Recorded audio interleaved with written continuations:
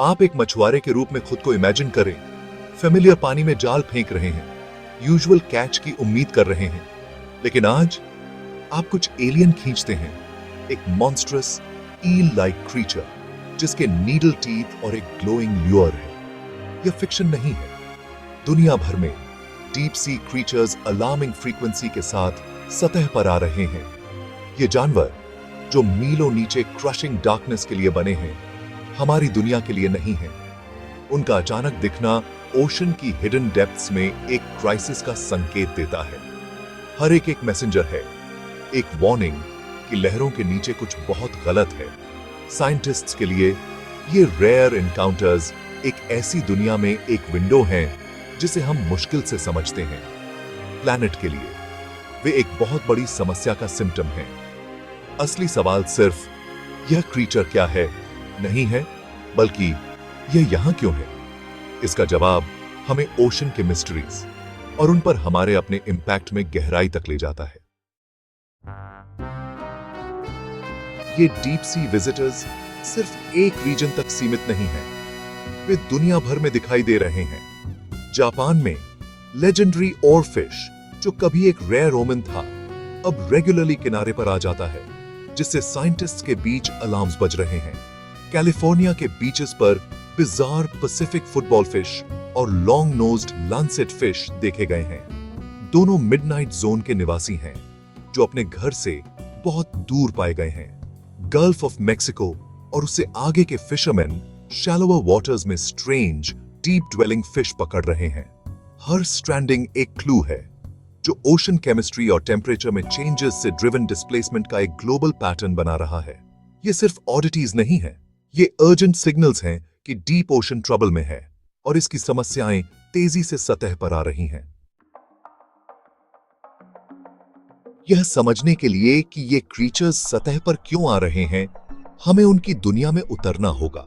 एक विशाल layered realm, the sunlight zone जो फेमिलियर लाइफ से भरा है, डिम ट्वाइलाइट जोन को रास्ता देता है, जहां केवल सबसे हार्डिएस्ट सर्वाइव करते हैं। नीचे midnight zone eternal darkness, freezing temperatures और क्रशिंग प्रेशर की दुनिया है, जो एंग्लर फिश, वैम्पायर स्क्विड और गल्पर ईल्स का घर है। और भी गहरे एबिस और हेडल जोन्स लगभग एलियन हैं, फिर भी जीवन परसिस्ट रहता है। ट्राइपॉड फिश, सी क्यूकम्बर्स और स्नेल फिश प्लैनेट के सबसे एक्सट्रीम एनवायरनमेंट्स में पनपते हैं। प्रत्येक लेयर एक यूनिक इकोसिस्टम है जो फाइनली बैलेंस्ड और आसानी से डिसरप्टेड हो जाता है। अधिकांश डीप सी क्रीचर्स कंडीशंस की एक नैरो रेंज के अनुकूल होते हैं। कोई भी चेंज कैटास्ट्रोफिक हो सकता है। जब ये जानवर सतह पर दिखाई देते हैं तो यह उनकी पसंद से नहीं होता। यह इस बात का संकेत है कि उनकी नीचे की दुनिया डिस्टर्ब्ड हो रही है। द डीप ओशन जो कभी स्टेबिलिटी का एक बेस्टियन था, अब फ्लक्स में है। डीप सी में जीवन एक्सट्रीम एडेप्टेशन का एक शोकेस है। सनलाइट के बिना कई क्रीचर्स अपनी खुद की लाइट बनाते हैं। बायोल्यूमिनेसेंस, शिकार करने, छिपने या कम्युनिकेट करने के लिए। एंग्लर फिश का ग्लोइंग ल्यूर शिकार को आकर्षित करता है। स्क्विड और श्रिम्प प्रेडेटर्स से बचने के लिए लाइट के बर्स्ट्स का उपयोग करते हैं।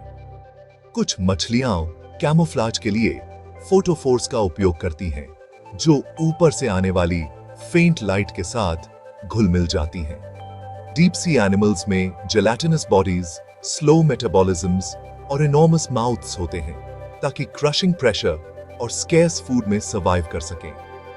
गल्पर ईल अपने से बड़े शिकार को निगल सकता है। ट्राइपॉड फिश सी फ्लोर पर खड़ा रहता है, भोजन के बहने का इंतजार करता है। ये एडेप्टेशंस सिर्फ ऑडिटीज नहीं है, ये परपेचुअल डार्कनेस में जीवन के लिए इंजीनियस सॉल्यूशंस हैं। लेकिन ये मार्वल्स भी अपने एनवायरनमेंट में तेजी से हो रहे चेंजेस से उनकी रक्षा नहीं कर सकते। हर रात दुनिया का सबसे बड़ा माइग्रेशन अनदेखा रहता है, डील वर्टिकल माइग्रेशन। अंधेरे की आड़ में डीप से अरबों क्रीचर्स सतह के पानी में खाने के लिए उठते हैं, फिर भोर से पहले पीछे हट जाते हैं। यह डेली कम्यूट ओशन की लेयर्स को जोड़ता है, न्यूट्रिएंट्स और कार्बन को सतह से गहराई तक ले जाता है। अधिकांश पार्टिसिपेंट्स छोटे ट्वाइलाइट जोन स्पीसीज हैं। ज़ूप्लैंक्टन, छोटी मछलियां, स्क्विड, एंग्लरफिश और गल्पर ईल्स जैसे सच्चे डीप सी रेजिडेंट्स इस माइग्रेशन में शामिल नहीं होते। तो जब ये अल्ट्रा डीप क्रीचर्स सतह पर दिखाई देते हैं तो यह एक नॉर्मल पैटर्न का हिस्सा नहीं होता। यह डिस्ट्रप्शन का एक संकेत है, कुछ उन्हें उनके घर से बाहर धकेल रहा है।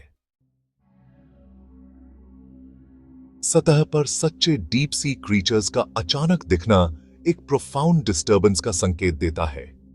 Scientists climate change, ocean warming, declining oxygen और डीप सी माइनिंग जैसे डायरेक्ट ह्यूमन इंपैक्ट्स की ओर इशारा करते हैं।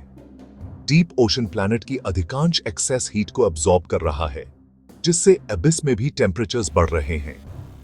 डीप सी एनिमल्स जो स्टेबल कोल्ड के अनुकूल होते हैं, स्लाइट वार्मिंग से भी स्ट्रेस्ड हो जाते हैं, जिससे उनका मेटाबॉलिज्म और सर्वाइवल बाधित होता है। वार्मर वाटर में कम ऑक्सीजन होती है और इंक्रीज्ड स्ट्रैटिफिकेशन का मतलब कम मिक्सिंग है, जिससे एक्सपैंडिंग डेड जोन्स बनते हैं। माइनिंग जैसे डायरेक्ट डिस्टर्बेंसेस सेडिमेंट को हिलाते हैं, हैबिटेट्स को नष्ट करते हैं और जानवरों को डिसओरिएंट करते हैं, जिससे वे पैनिक में ऊपर की ओर धकेल दिए जाते हैं। ये combined pressures deep sea creatures को अनफेमिलियर और अक्सर फेटल टेरिटरी में धकेल रहे हैं।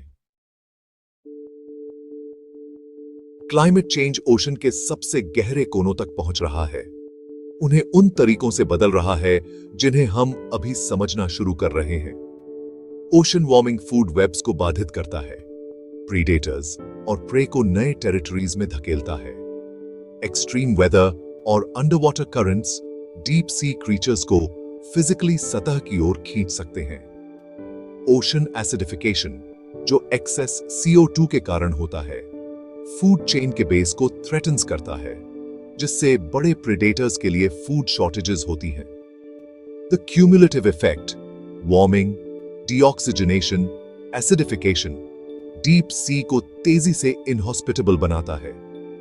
जो क्रीचर्स सतह पर आ रहे हैं वे सिर्फ ऑडिटीज नहीं हैं, वे बदलते क्लाइमेट से रेफ्यूजी हैं। उनकी उपस्थिति एक ग्लोबल क्राइसिस का फिजिकल एविडेंस है जो आंखों से ओझल हो रहा है। क्लाइमेट चेंज के अलावा डीप सी माइनिंग इन फ्रैजाइल इकोसिस्टम्स के लिए एक इमीडिएट थ्रेट है।